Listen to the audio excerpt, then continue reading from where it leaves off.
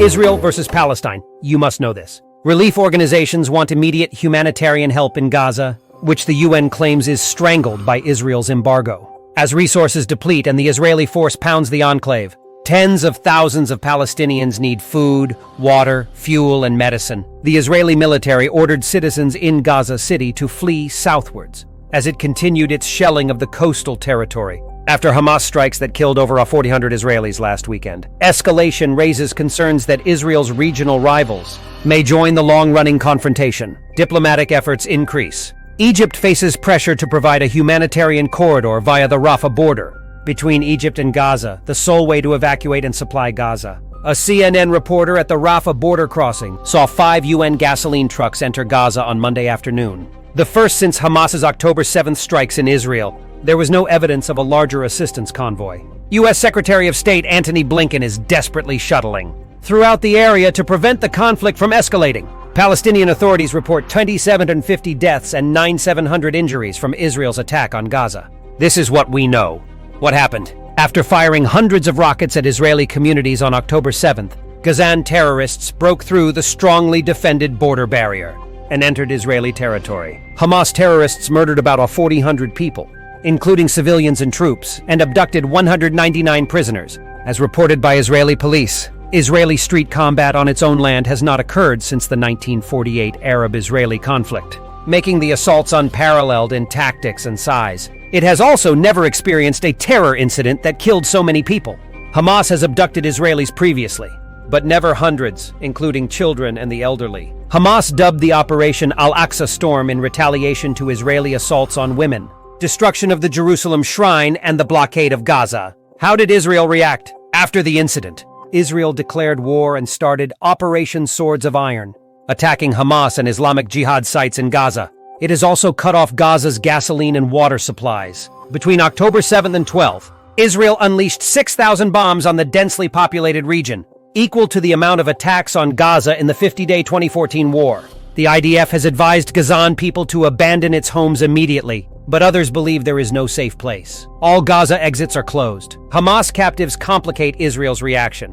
Hamas claims Israeli bombs on the enclave killed captives. Israel has not verified or refuted it. Israel has imposed a complete siege on Gaza, restricting power, food, fuel, and water until captives are released. Israel's military ordered 1.1 million northern Gazans to flee their homes on Friday, implying a ground assault. By October 17, officials on both sides reported over 1,400 Israeli casualties and over 3,000 Gaza deaths from the current fighting. Oh, what's happening in Gaza? As Israel tightens its chokehold on Gaza, a humanitarian catastrophe is mounting and fears of hunger are growing. With 2 million inhabitants in 140 square miles, the Gaza Strip is one of the densest locations on Earth. Since Hamas took over in 2007, Egypt's western border has been blocked. Israeli air, naval, and land blockades and Egyptian land blockade resume today.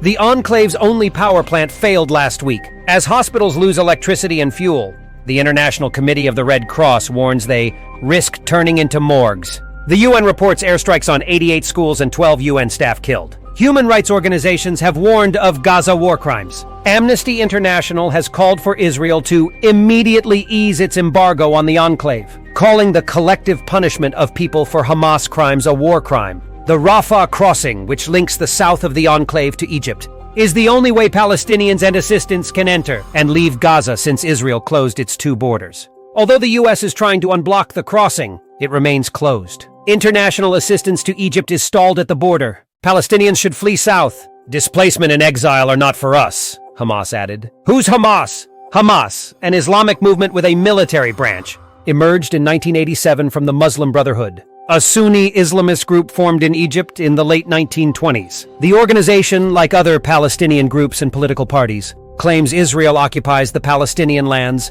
and is attempting to free them.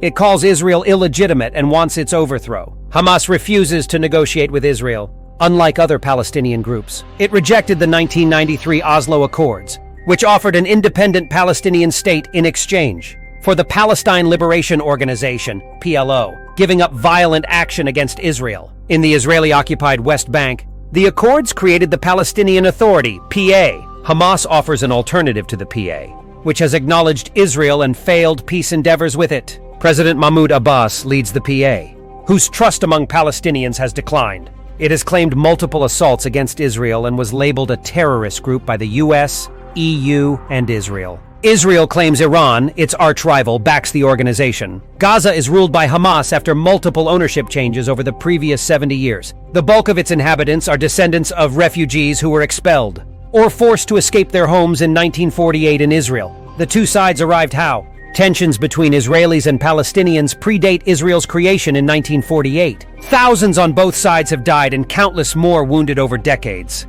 Violence is very high this year. Palestinian terrorists and civilians murdered by Israeli troops in the occupied West Bank this year are the greatest number in over 2 decades. Palestinian assaults kill Israelis and foreigners, mostly civilians. Israel took Gaza from Egypt in 1967 and withdrew its soldiers and residents in 2005. After a short civil war with Fatah, the Palestinian Authority's main opponent, Hamas took control of the area, home to 2 million Palestinians in 2007. Israel and Egypt placed a harsh embargo on Gaza when Hamas took power. Israel blocks Gaza by air and sea. HRW calls the zone an open-air prison. Over 50% of the population is impoverished and food insecure, with over 80% relying on humanitarian aid. Israel and Hamas have fought multiple conflicts. At least 250 Palestinians and 13 Israelis died in the 11-day battle in 2021 before the October 7th operation.